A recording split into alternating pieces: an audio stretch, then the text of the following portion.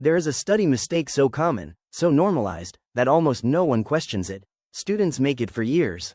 Teachers rarely warn about it, and by the time its consequences show up, it's already too late. This one mistake doesn't just affect exams, it quietly ruins careers. The mistake is confusing activity with progress. Most students believe that if they're busy, they're improving. Long study hours, endless notes, repeated reading. It looks productive, it feels productive, but very often, it isn't. Reading the same chapter again and again creates familiarity, and familiarity feels like understanding. Your brain recognizes the words, the formulas, the concepts, so it assumes mastery. But recognition is not recall, and recall is what exams, interviews, and real-world problems demand. This is why many students freeze in exams.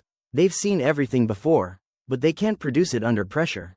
They studied for hours, yet their performance doesn't reflect it. And slowly, confidence starts to collapse.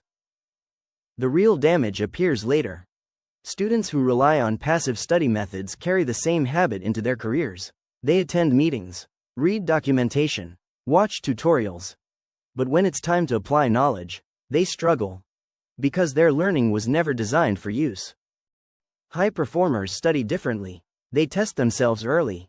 They struggle with questions before they feel ready. They expose gaps instead of hiding from them. It feels uncomfortable. It feels inefficient, but it works. Learning happens at the edge of failure, not comfort. The biggest trap is this: schools reward short-term memory, so students optimize for marks, not mastery.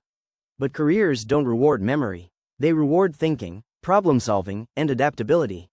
And that mismatch destroys potential.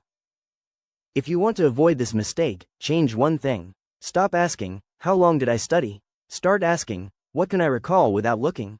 If the answer is unclear, your study method is failing you.